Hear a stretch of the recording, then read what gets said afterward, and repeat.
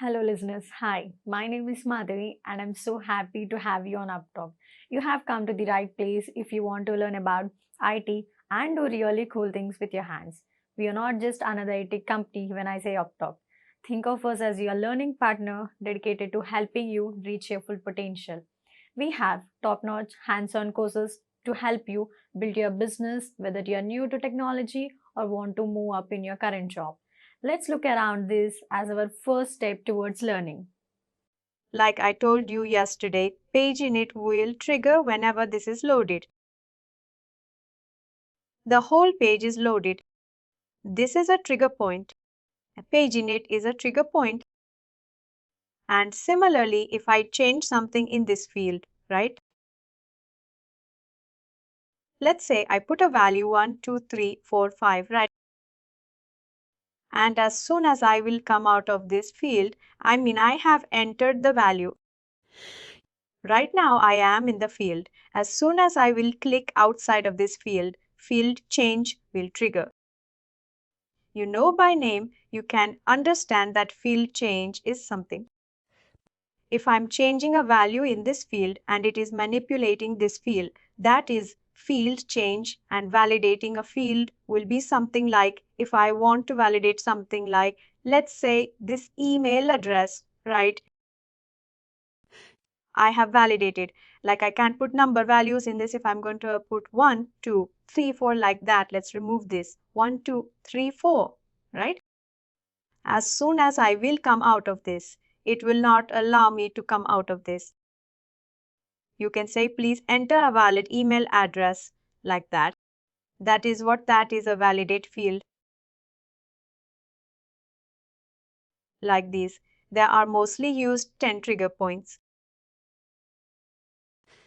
You can walk through all the trigger points. There are many others, but mostly use our 10 in the client script. Yesterday I showed you as well.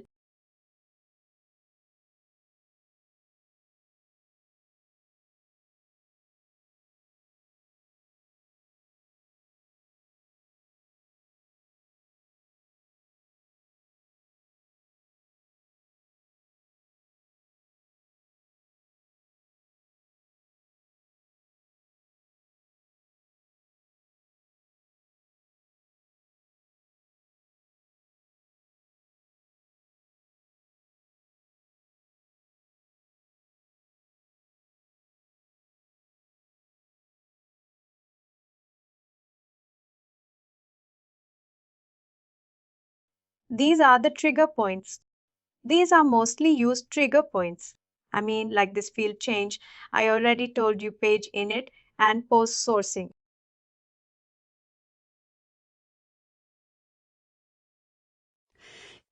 Post sourcing is something like we have entered a value in this field and this is manipulating this field. After this, we want to change anything. They are. Post sourcing will work and save record is something like what I want to do is that now I have entered everything and I want to click on this save button. Right. After save, if I want to do anything, let's say on save, I want this customer record not to save if nothing value is entered in this comment. Right.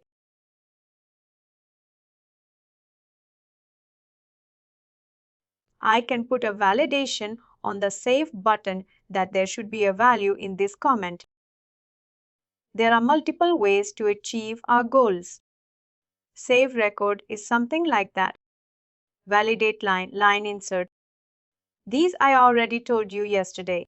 It's just that you need to practice and you can, explore these. That is something client script. It is all about trigger points. You just need to know when a trigger point will trigger. And if you know that what all are these trigger points, you can use those trigger points in your way. That is something. If you want me to use any other trigger points, you can let me know. Otherwise, we can move to server side. It's the same way, only like we triggered a page. Let me tell you what is a governance. Let me go to, let's say this is a script, right?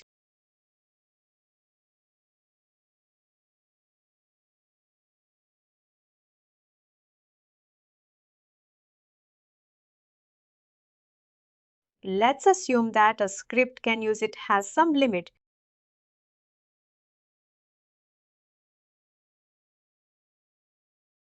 Let's not forget about governance. Let's assume that it has a client. Script can take the code up to 100 lines. Right?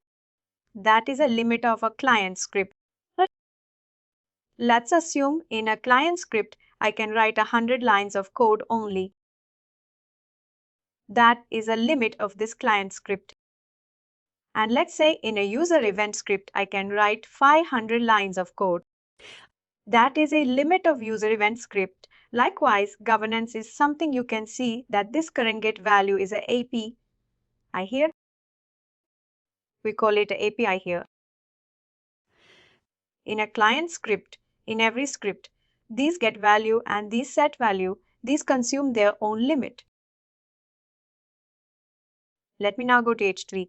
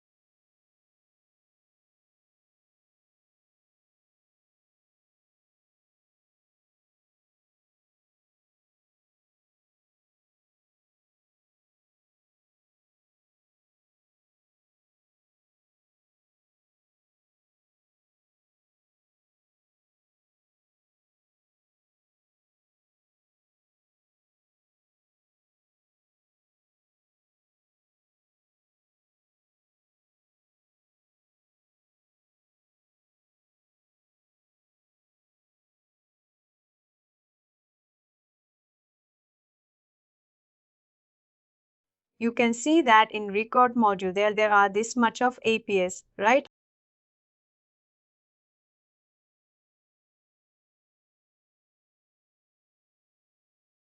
This is record load.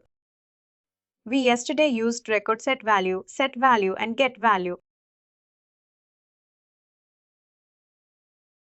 Likewise, there is a record load or any AP we can open. Let's say we can open any actually, but I just want to show you. Let's say record load.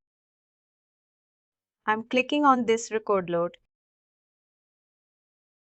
You can see this record load governance right. For a transaction record, it takes 10 units. For custom record, it takes 2 units. Every API has its own governance right. Let's now come to this. This get value will have its own governance. Let's say this get value have 5 governance limit right.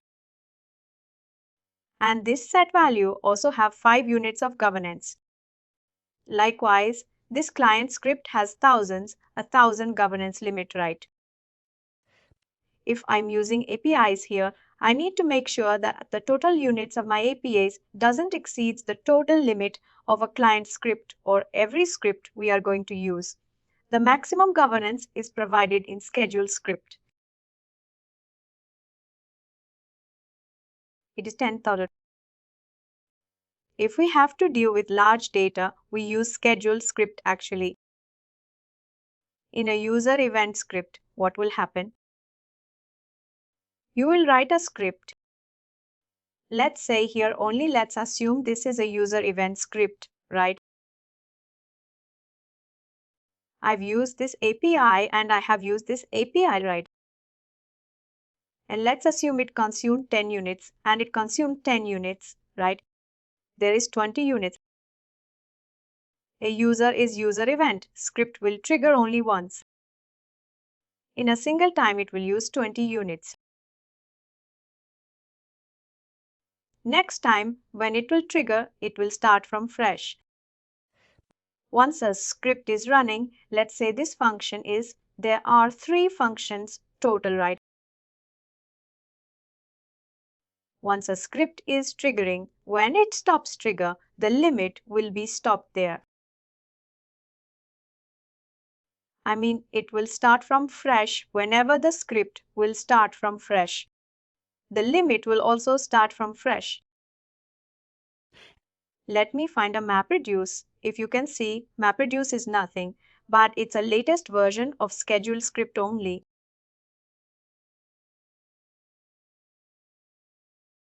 In MapReduce, what they did, they have staged some processes there.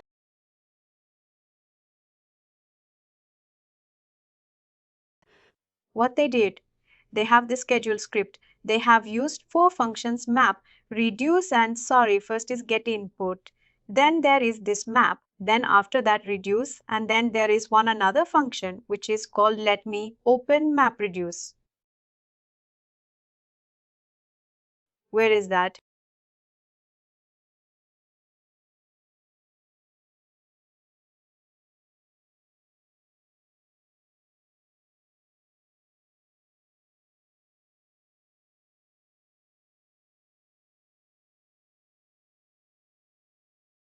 This is MapReduce.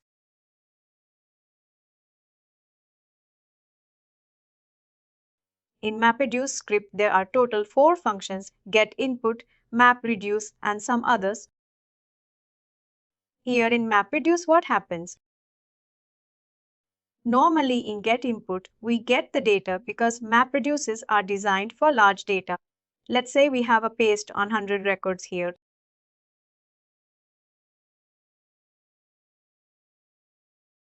We have 100 records. In MapReduce, we can pass records one by one in map stage. Let's assume I paste 100 records. I will pass one record here, right? And we can make it key value pair. It depends how we are going to use them. We can make it key value pair and we will pass one record. For one record, this map stage will consume 1000 units.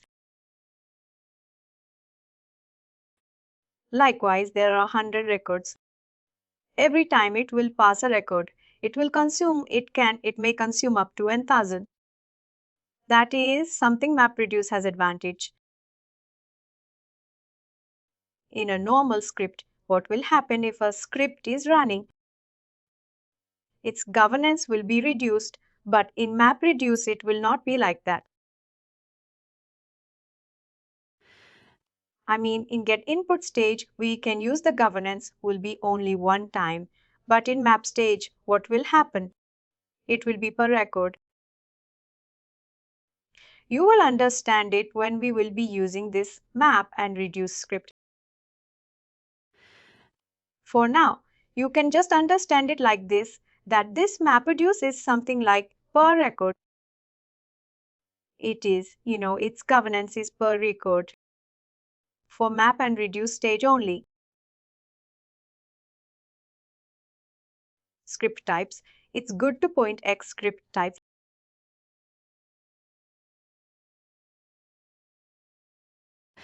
You can see that there is bundle installation client script. We already saw MapReduce and mass update, portlet, reaselet, schedule, let user event.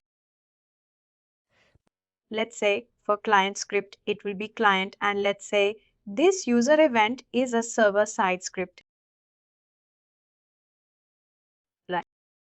I click on this and treat. You can see that for this user event, we are declaring it user event script. Like that. User event script. User event, and for MapReduce, it will be the same MapReduce. It is something that defining the script MapReduce.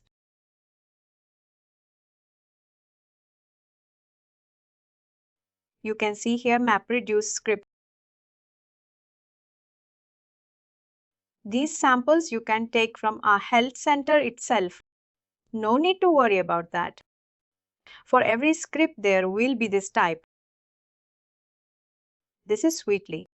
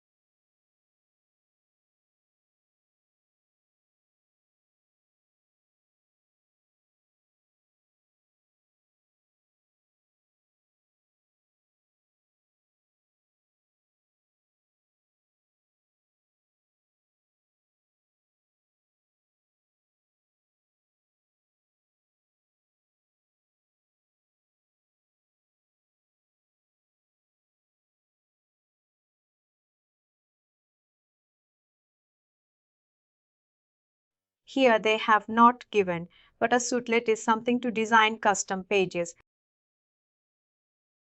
What will happen? Sometimes we need to design custom pages. For that we write suitlet script. A custom pages is something this script what it will get when we will deploy it. It will give us a URL. We can validate that URL. If someone wants to, we want that URL to be used by other than a NetSuite user. We can declare it like same account or other account like that. I am not remembering the exact context, but it is. One other thing is there just to make sure that if we want our suitlet to use for NetSuite users only, or if we want that URL to be used by the users other than NetSuite.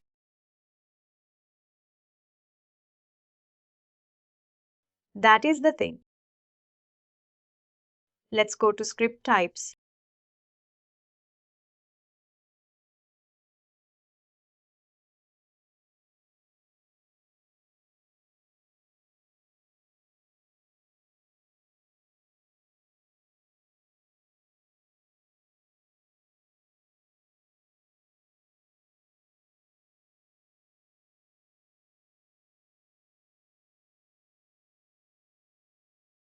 Let me open any user event.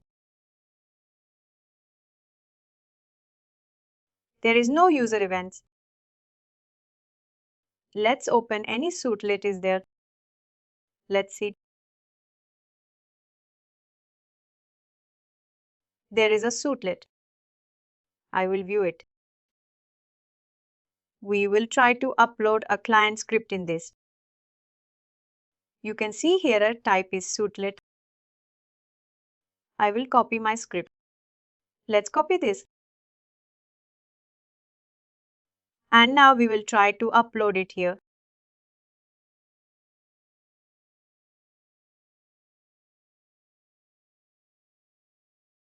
Right. I will try to save it. Why does it say it? It should not say it. I don't know why it is saving, but you know what will happen. There is something wrong. It should not allow. You know it already understands what script you are updating in it. It may be because it is test environment. Otherwise it will not allow.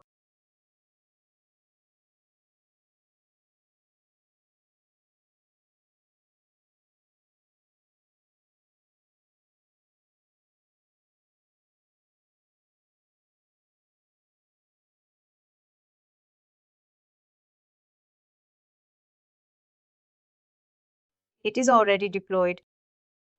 We can create a new deployment if you want.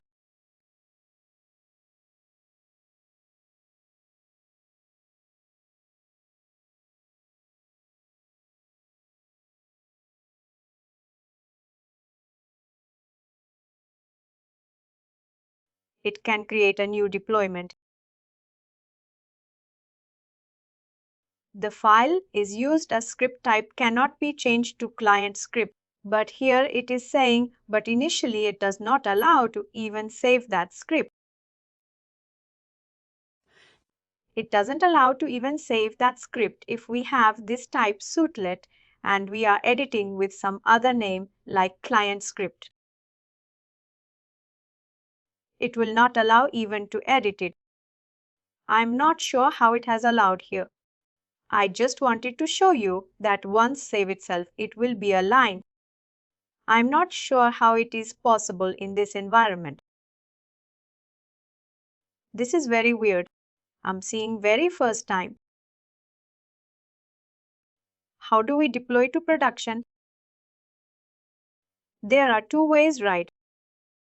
Either we can deploy it the same way we are doing in our sandbox environment. Other way is like creating bundles. Like I told you yesterday, we can create bundles. We can create the whole bundle. We can push into this production environment by searching our bundle name. Search and install bundle.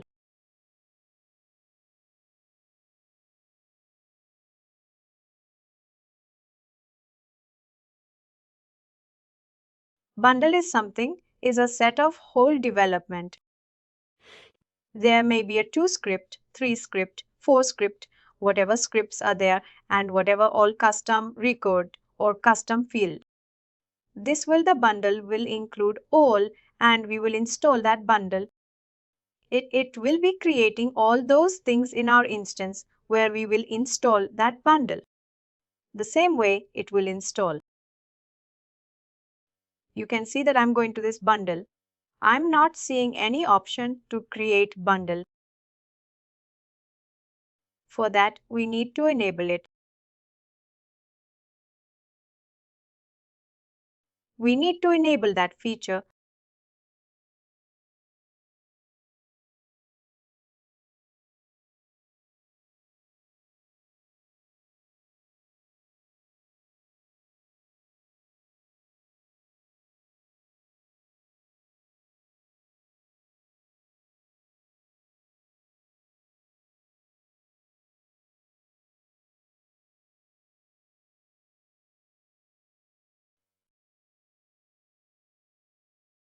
What was the noise here?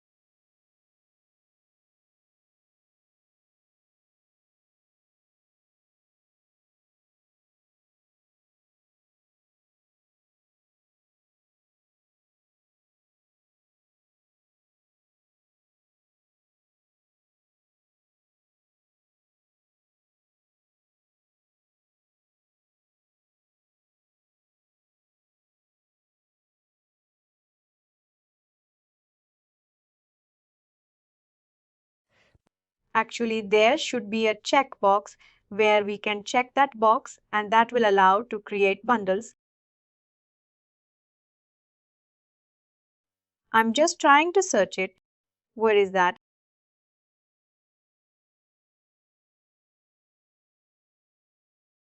Sometimes it depends on this account as well. NetSuite provides features based on whatever type of account you have purchased. Sometimes all the things are not included in your account. That needs to be purchased. Let's say we have created a bundle. After that, we will search a bundle. Let's say we search something. We can search it. You can see this much bundle are there with that name. Let's say we have created our bundle and we have made it public. And our bundle will be showing like this. We can click on this.